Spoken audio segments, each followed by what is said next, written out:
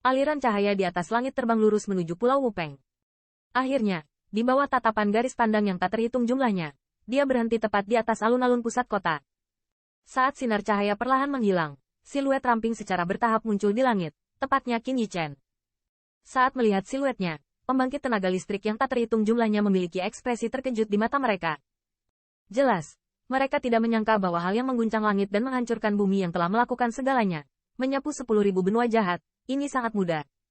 Bahkan raksasa di bawah patung besar itu melihat kilatan warna aneh di mata mereka saat melihat siluet itu. Di atas langit, Qin Yichen melirik ke bawah, dan akhirnya jatuh tepat di depan patung setinggi 1000 kaki itu. Segera, sudut bibirnya sedikit terangkat, dan seringai terdengar pelan. Terdengar, pertempurannya cukup bagus. Temperamen anak ini sangat tegas. Melihat ke langit, saya melihat diri saya menunggu lebih dari 10 raksasa, dan tidak ada rasa takut di wajahnya. Beberapa mata yang kuat tidak bisa menahan nafas, dan hatinya menghela nafas. Tetua ketiga, ajari dia apa itu etiket. Ada kilatan cahaya dingin di mata Peng Jinye, berkata sambil mencibir. Ya. Mendengar ini, pada dua posisi di samping, seorang lelaki tua berdiri tegak, kakinya sedikit, tubuhnya berubah menjadi gambar sisa, dan saat berikutnya, itu muncul tepat di depan Qin Yichen. Kamu adalah Qin Yichen? Mata penatua ketiga ini seperti elang yang tajam, dan dia melirik Qin Yichen dengan suara yang agak sarkastik, dan juga meludah dari mulutnya. Saya belum menumbuhkan 3 kepala 6 lengan. Mengapa Anda begitu terpesona di luar? Wajah Qin Yichen penuh ketidakpedulian, dan tatapannya melirik langsung ke bawah, seolah-olah melihat pembangkit tenaga listrik raksasa dan kata-kata sarkastik di wajah Qin Yichen.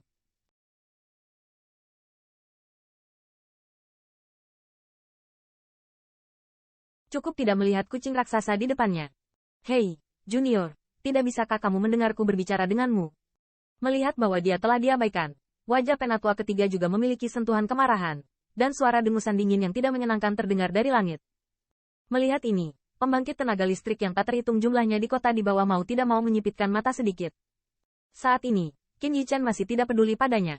Setelah beberapa saat, pandangannya perlahan ditarik kembali, seolah-olah tidak ada burung hijau. Matanya berkilat marah. Anjing tua, aku sudah di sini, dan pakai jelai. Melihat lelaki tua di depannya, Qin Yichen menarik napas dalam-dalam, dan suara samar terdengar pelan. Junior, apakah kamu tahu dengan siapa kamu berbicara? Mendengar ini, kulit penatua ketiga juga tenggelam, berteriak dengan suara yang dalam. Oh, siapa kamu? Qin Yichen meliriknya dengan acuh tak acuh bertanya. Orang tua itu adalah tetua ketiga Wupeng, Peng Luofeng. Penatua ketiga dengan dingin mendengus, wajahnya penuh kebanggaan.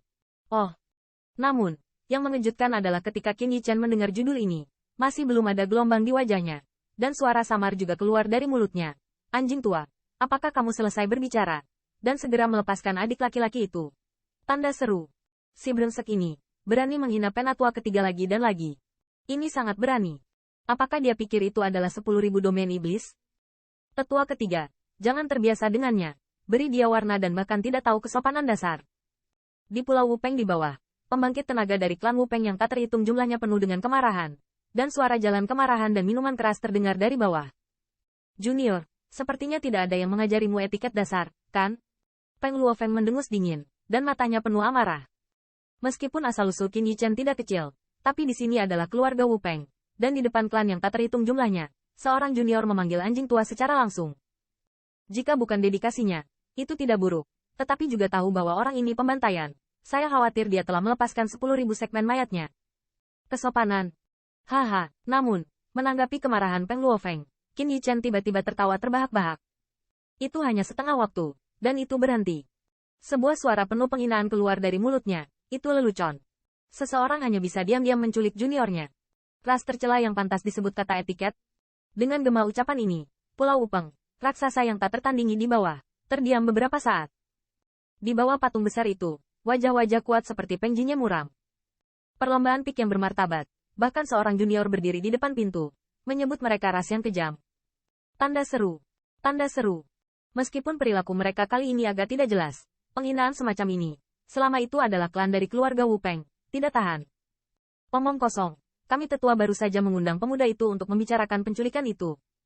Juga minta tetua ketiga untuk mengajari makhluk kecil terselubung ini. Ya, harus mengajarinya, membuat dan meminta maaf. Setelah keheningan singkat, di kota besar di bawah, terdengar suara kemarahan dan minuman seperti ombak. Junior, kamu terlalu banyak bicara. Pada titik ini, Ekspresi wajah tetua ketiga juga terlihat sangat marah. Tetapi dia tidak bisa memarahi seperti anggota klan. Lagi pula, memarahi orang di depannya ini sama dengan memarahi ras tingkat dewa. Kengerian itu ada, dan bahkan keluarga kekaisaran Daxian tidak berani memprovokasi dia. Jika dia berani memarahi Qin Yichen, jika kata ini diteruskan keras di belakangnya, mungkin mereka adalah suku Wu Peng, dan mereka akan berasal dari 10.000 suku besok. Anjing tua, berhenti bicara omong kosong. Tuan muda telah berjanji untuk datang. Cepat dan biarkan adikku pergi. Qin Yichen dengan dingin mendengus. Jika ditentukan bahwa keluarga Wu Peng tidak berani memperlakukannya, bahkan nama yang menghina di mulutnya tidak berubah. Junior, yakinlah, Yang Patriarch of Swallowing Heavens Clan tidak memiliki acara besar. Kamu bisa melepaskannya, tapi lelaki tua itu masih mengajarimu bagaimana menjadi manusia. Tetua ketiga mencibir. Nafas puncak suci tiba-tiba meletus dari tubuhnya yang kurus. Meskipun Peng Luofeng tidak berani menghina Qin Yichen secara langsung, dia juga mendapat petunjuk dari Patriark bahwa dia ingin mengalahkan orang ini sehingga mereka memiliki wajah Patriark Wu Peng. Apalagi yang terakhir ini sangat menghina. Jika dia tidak mengambil hukuman kecil lagi, saya khawatir itu juga akan mempermalukan keluarga Wu Peng. Pembangkit tenaga raksasa belajar junior dari tembakan. Meskipun itu tidak terlalu terhormat, tetapi ketika memikirkan identitas Qin Yichen, telapak tangan Peng Luofeng tidak bisa menahan gemetar. Sungguh suatu kehormatan untuk mengajar sesama kelas dewa.